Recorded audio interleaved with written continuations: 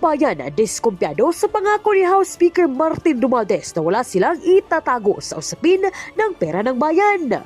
Political analyst kinastigo na ang pagiging masyadong madrama ng mga kongresista ngayon. Pero bago ang lahat, kung hindi pa kayo nakapag-subscribe sa channel na ito, please do subscribe para mas maging updated pa kayo sa mga susunod kong mga videos. Tila hindi na nga epektibo pa ang mga palabas ng Kamara ngayon. Ito'y matapos ipangako ni House Speaker Martin Romualdez na sisiguraduhin niya at ng kanyang mga utusan na ligtas ang pera ng bayan. Ngunit tugon ng nakararami na hindi na umano sila aasa pang may patutunguhan ang pondo sa 2026 dahil sa mga buhaya sa Kamara. Turnover of the 2026 National Expenditure Program from the Department of Budget and Management is not just a formality, it is the first step in shaping how our government will serve the Filipino people in the year ahead. Like every family, we know that every peso must have a purpose. We cannot spend what we do not have, and we must spend wisely on what matters the most. Bawat piso may pinaglalaanan, bawat gastusin dapat may pakinabang sa tao. The NEP is more than just numbers on paper. It is the government's plan to make the vision of Bagong Pilipinas real. Roads that connect communities, markets where food is affordable, schools that open doors to opportunity, hospitals that save lives, and safe, secure communities for every Filipino. A budget is not just a spending plan, it is a mirror of our priorities and a measure of our accountability to the people. And because this is the people's money, the process of crafting it must be transparent, inclusive, and worthy of public trust. That is why, beginning this year, the House will implement important reforms. First, we will remove the small committee that collated institutional amendments.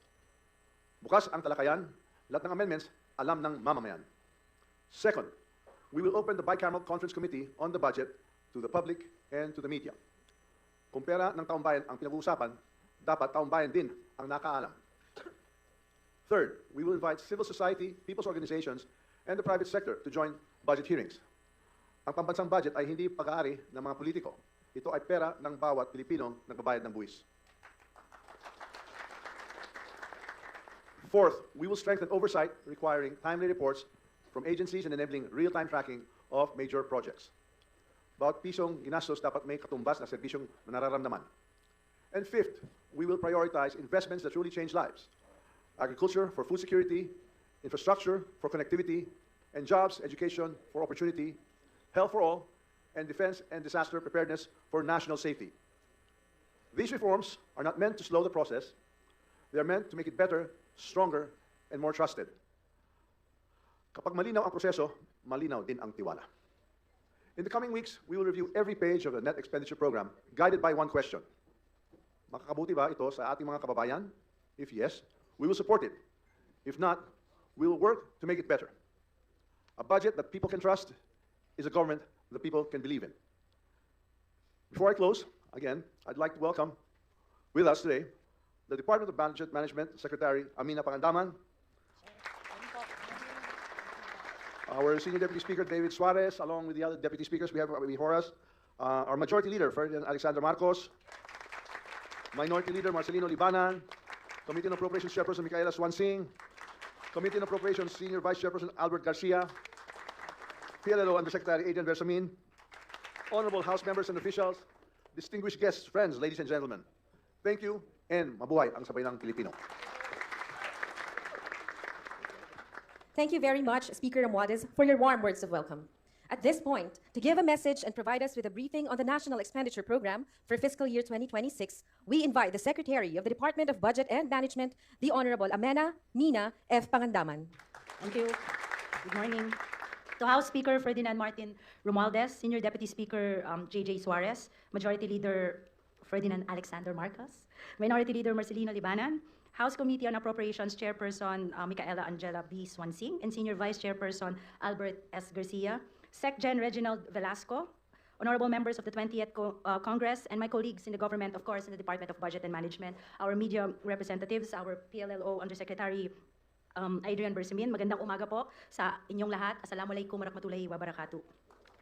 On behalf of President Ferdinand R. Marcos Jr., it is my honor and privilege to submit to Congress the fiscal year 2026 National Expenditure Program for your review, deliberation, and approval.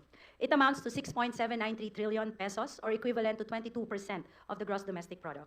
While this is 7.4% higher than this year's 6.326 trillion national budget, the economic team carefully considered the available fiscal space and worked diligently to tighten the budget. In fact, we receive a total budget proposals amounting to 10.101 trillion pesos. And only those within the available fiscal space were considered. This ensures that even as we strengthen the economy and strive to achieve the nation's full potential, we remain committed to reducing the budget deficit. Given our limited fiscal space, we carefully evaluated all submissions based on the following key criteria. First, alignment with the priorities of the Philippine Development Plan 2023 to 2028. Second, shovel readiness, which means proposals must have complete feasibility studies and procurement plans to ensure timely implementation. We also limited new construction to focus on the completion of ongoing projects. Third, absorptive capacity of agencies to ensure they can fully utilize their budgets. Next, fiscal space to maintain sustainability. We also encourage agencies to adopt efficiency measures. We reduced non-essential maintenance and other operating expenses, including travel, training, and utilities. And lastly, those projects with the highest impact. Nais ko din pong ipaalam sa inyo na pinaghirapan po ito ng ating mahal na Pangulo, who personally sat down with each agency, not just once, but several times, asking their concerns, their needs, and planning with them how we can make our agenda for prosperity truly felt by the Filipino people. And our very hardworking officials, bureaus, services, offices at the DBM, together with all the departments and agencies of the executive branch, worked hand in hand to ensure the fulfillment and the needs and aspirations of the Filipino people. Hence, for 2026, the largest allocation will go to social services, covering education, health, and social protection, with 2.314 trillion pesos, or 34.1% of the total budget, followed by economic services with 1.868 trillion, or 27.5% of the budget. While we always met the constitutional mandate to assign the highest budgetary priority to education, I am proud to announce today that for the first time, the budget for basic and higher education has been increased monumentally to meet UNESCO's recommended education spending target of at least 4% of the country's GDP. This is because we are determined to deliver immediate action on child nutrition, address the education crisis, and support our youth so they can find jobs and, more importantly, follow their dreams. The DBM worked very hard to achieve this breakthrough child responsiveness budget target, and I hope Congress will support us in achieving the administration's goal of nurturing future-ready generations. At 1.224 trillion, or about 16.6% of the proposed budget, this also meets the requirement of the UNESCO Education 2030 framework to allocate at least 15 to 20% of the total public expenditure to education, even exceeding the global average of just 14.2%. Healthcare remains a top priority. That's why the budget for the health sector will increase by 23.6% to expand and enhance delivery of healthcare services nationwide. This includes subsidies for PhilHealth to cover the insurance premiums of indirect contributors, as well as funding for medical assistance to indigent and financially incapacitated patients. We are also increasing the budgets of the DOH hospitals in Metro Manila by 20.2% and the DOH regional hospitals by 26.1%. This also includes funding for the operational needs of the Bukas centers, bringing affordable, quality healthcare closer to every community. We continue to scale up agricultural productivity and ensure food security, with 239.2 billion allocated to the Department of Agriculture and its attached agencies. To support our farmers, we will triple the budget for RCEF and increase the budget for National Rice Program by 38%. In addition, we will establish a National Agricultural Food Hub, which will serve as a major distribution and marketing center in the country. We will also continue the Rice for All program, providing affordable rice through Kadiwa centers and local markets, benefiting over 15 million households. Of course, we will continue to ensure that the Philippines remains among the fastest growing economies in the Asia-Pacific region to achieve an upper middle income status and become a top investment destination. As such, we will continue to allocate 5 to 6% of the GDP annually for infrastructure under the Build Better More infrastructure program. We will also dedicate 87.33 billion pesos to accelerate the digital transformation of government services. Among other priorities are, we will boost income earning abilities with a 55.2 billion allocation for labor and employment. We will protect our sovereignty for territorial integrity with a 299.3 billion allocation for the Department of National Defense. For peace and order, the Department of Interior and Local Government will receive 287.5 billion, while the judiciary will get 67.9 billion to enhance the administration of justice. We're also strengthening regional development by increasing the national tax allotment of LGUs and boosting the annual block grant for the Bangsamoro Autonomous Region in Muslim Mindanao. Finally, we will use the program convergence budgeting approach, an interagency effort to eliminate program duplication and align targets, beneficiaries, resources, and timelines across agencies, as directed by our President. We have identified 15 PCB programs that directly support the priorities of the Philippine Development Plan, including Risk Resiliency Program and Water Resources Program. New PCBs are also introduced for fiscal year 2026, including the PCB on Public Financial Management System and the Building Early Growth to Integrated Nurturing, or BEGIN program. These are just some of the highlights of our 2026 national budget. We have also prepared a video to further explain the details of the various allocations. Sana po ay pakinggan ninyo ito upang sama-sama po nating maiangat ang buhay ng ating mga kababayan, kasama na ang mga susunod na henerasyon.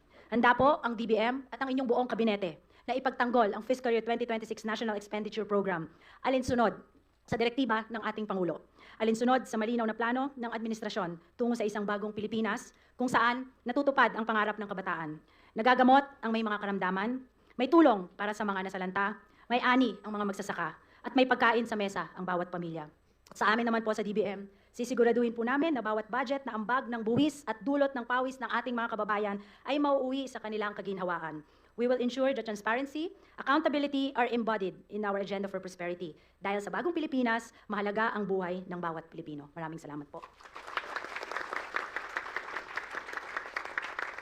Thank you very much, Secretary Pangandaman, for your message and briefing.